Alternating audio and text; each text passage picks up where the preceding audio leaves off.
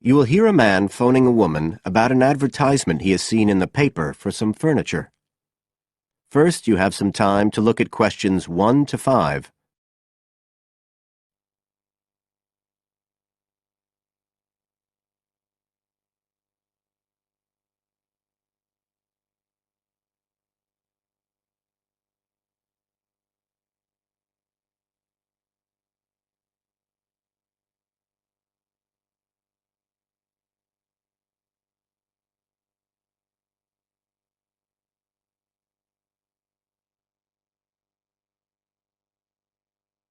As you listen, because you will not hear the recording a second time. Listen carefully and answer questions 1 to 5.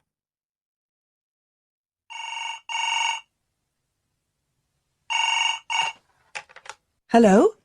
Oh, hello. I'm ringing about the advertisement in yesterday's newspaper. The one for the bookcases. Can you tell me if they're still available? We've sold one, but we still have two available. Right. Can you tell me a bit about them? Sure. What do you want to know? Well, I'm looking for something to fit in my study. Well, I'm not too worried about the height, but the width's quite important. Can you tell me how wide each of them is? They're both exactly the same size. Let me see, I've got the details written down somewhere. Yes, so they're both 75 centimetres wide and 180 centimetres high. Okay, fine. That should fit in okay. And I don't want anything that looks too severe. Not made of metal, for example. I was really looking for something made of wood. That's all right. They are, both of them. So, are they both the same price as well? No, the first bookcase is quite a bit cheaper. It's just £15. We paid £60 for it just 5 years ago, so it's very good value. It's in perfectly good condition. Well, they're both in very good condition, in fact. But the first one isn't the same quality as the other one. It's a good, sturdy bookcase. It used to be in my son's room, but it could do with a fresh coat of paint. Oh, it's painted. Yes, it's cream at present. But as I say, you could easily change that if you wanted, to fit in with your colour scheme. Yes, I'd probably paint it white if I got it. Let's see, what else? Oh, how many shelves has it got? 6. 2 of them are fixed, and the other 4 are adjustable, so you can shift them up and down according to the sizes of your books. Right, fine. Well, that certainly sounds like a possibility. Before you hear the rest of the conversation, you have some time to look at questions 6 to 10.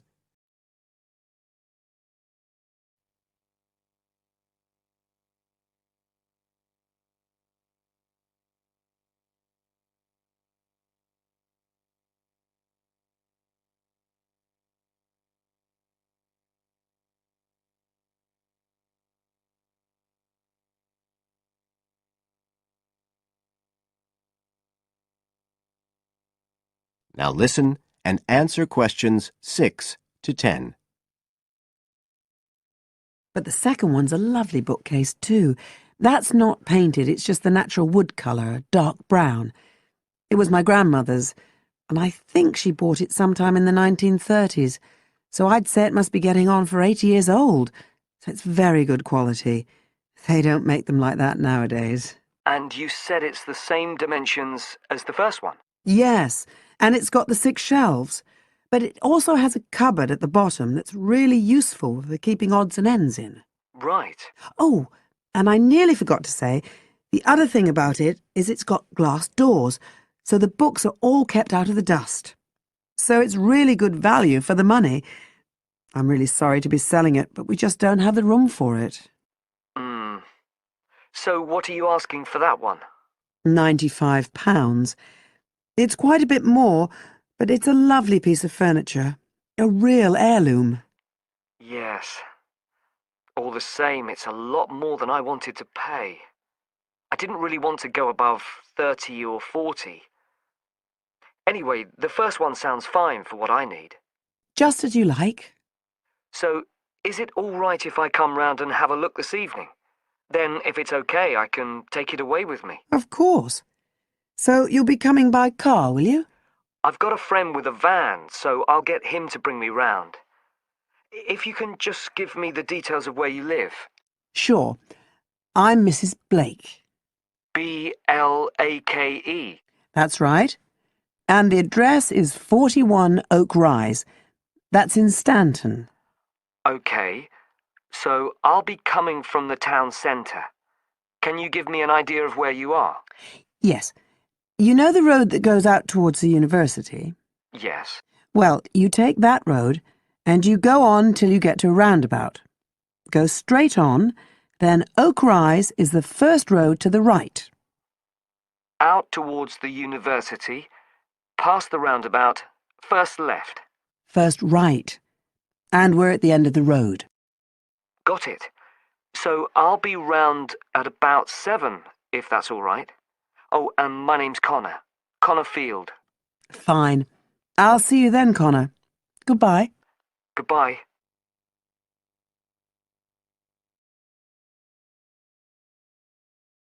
That is the end of part 1. You now have half a minute to check your answers.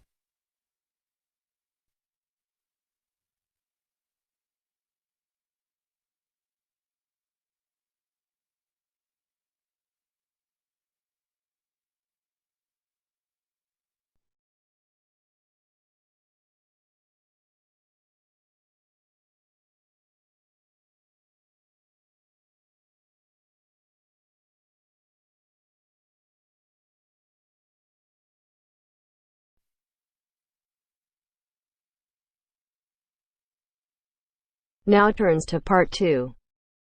Part 2. Section 2. You are going to hear a lecture about dining services. First, you have some time to look at questions 11 to 14.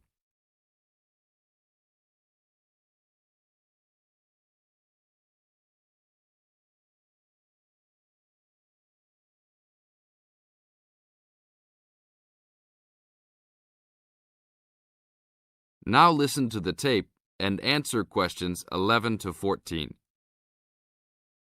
Welcome to the Dining Commons. This is the newest facility on campus, and I'm proud to say, also one of the best. I know that all university students miss eating home-cooked food.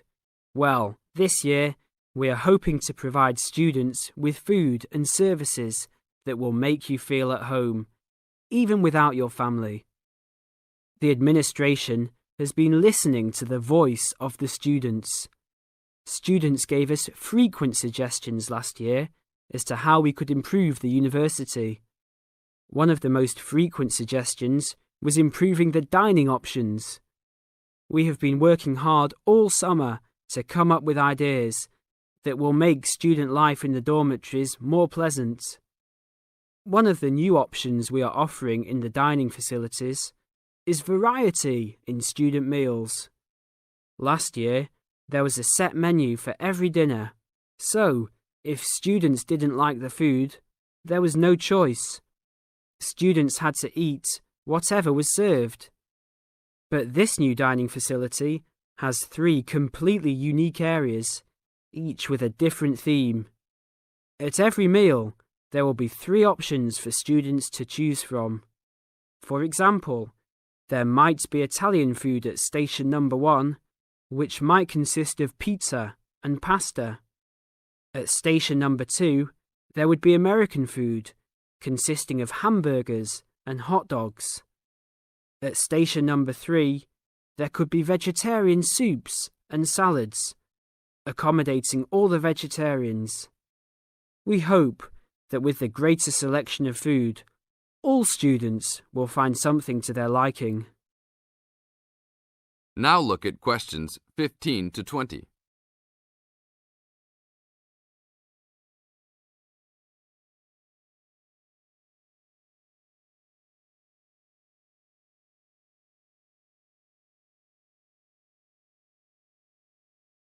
Now listen to the tape and answer questions 15 to 20. Not only will students have more options, the food will also be better. Each section of the facility will have a head chef. These are real chefs that have been trained in culinary school and have been hired specifically by the school to work in the dining facilities. All of the chefs have a speciality. The school is hoping that these chefs will prepare better tasting and more nutritious food. Every student will be able to make suggestions and also give their input as to which menus taste better. Last year, many students complained that the dining facilities didn't have very convenient hours. This year, we hope to change that. We will open for breakfast at 6 a.m. to accommodate all the early risers. In the evenings, we will open until midnight for all the students that like to go for a late night snack. The afternoons will still remain closed, but we will have a student store open that will provide all students with drinks and fruit. The student store will be open every day from 2 p.m. to 5 p.m.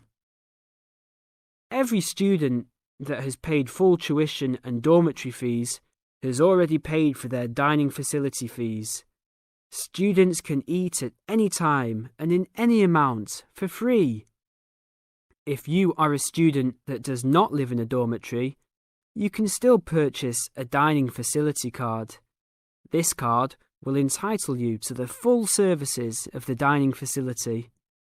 This card is available only for students and is not open to the general public.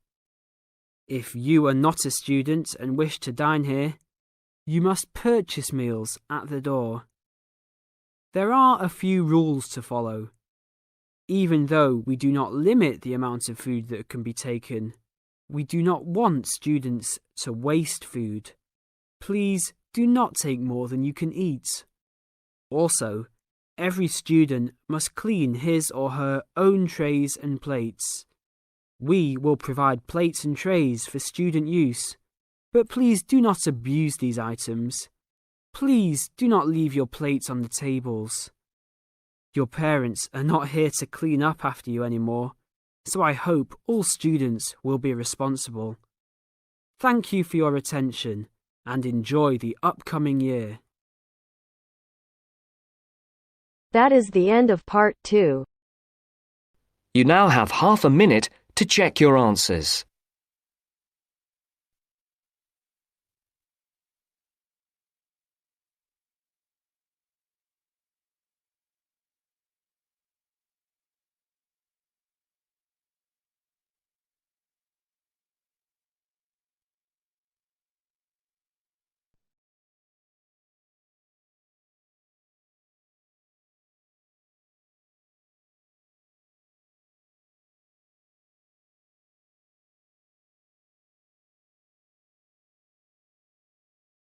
Now turns to part 3. Part 3. You will hear a conversation about shopping. Masahiro is an international student who has just arrived from Japan, and Anna and Will are doing some shopping with him. You have some time to read questions 21 to 26 first.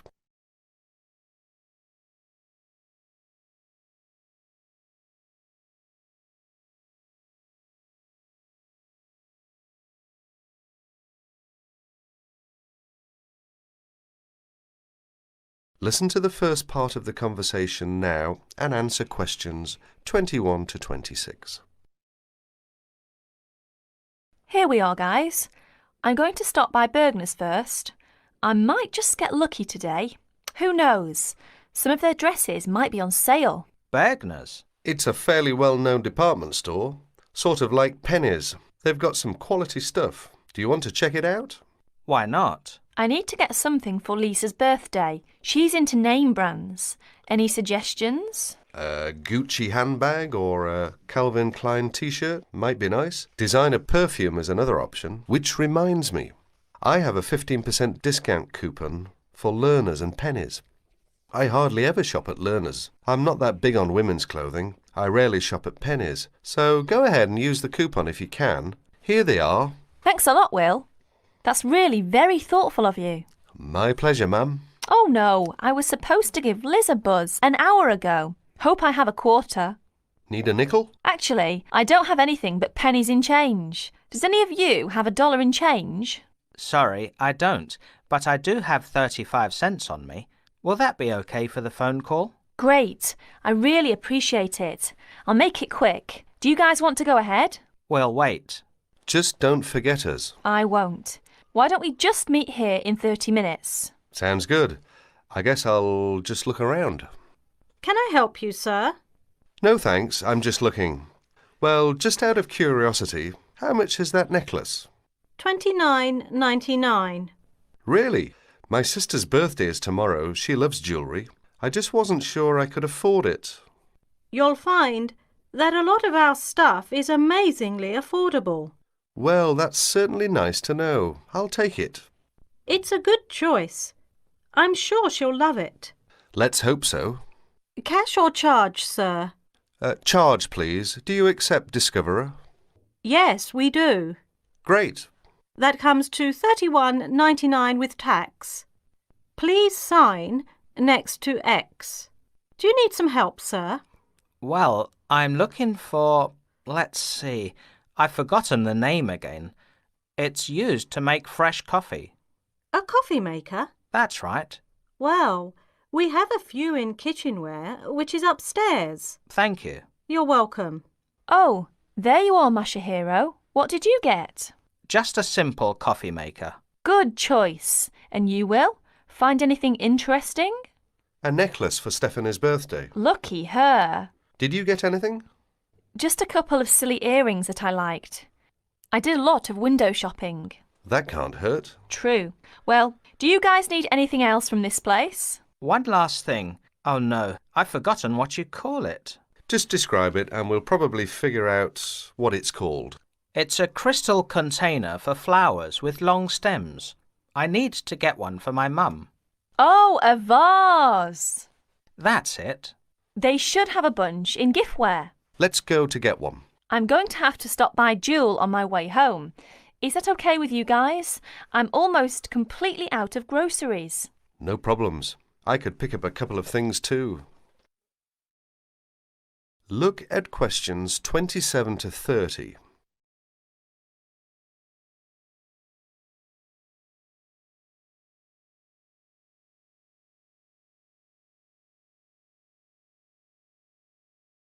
Now you will hear the rest of the conversation.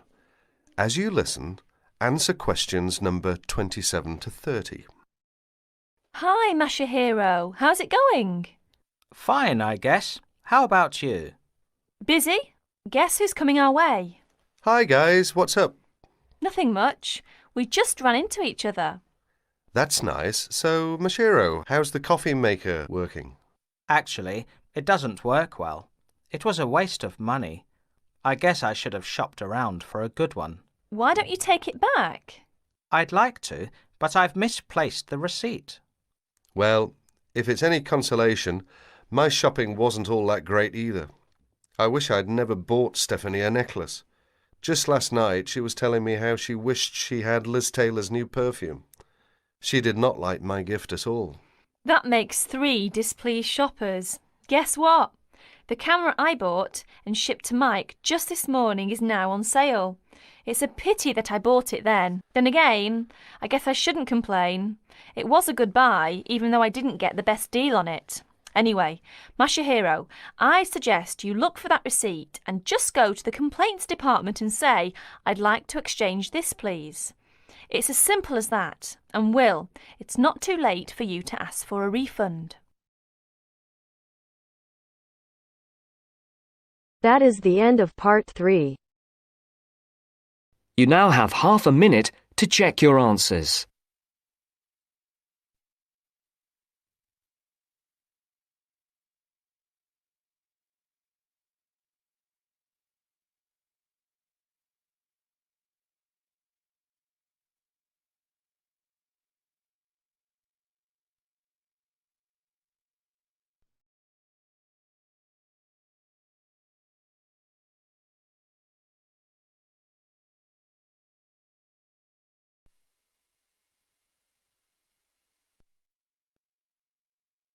Now turns to Part 4. Part 4. You are going to hear a lecture on William Kidd. First, you have some time to look at questions 31 to 40.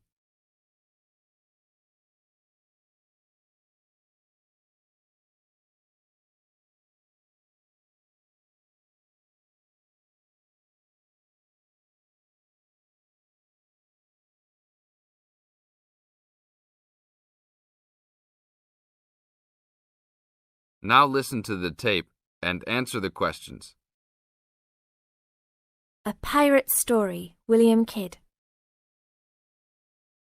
William Kidd, who is better known by the name Captain Kidd, was a 17th century British privateer and semi-legendary pirate who became celebrated in English literature as one of the most colourful outlaws of all time.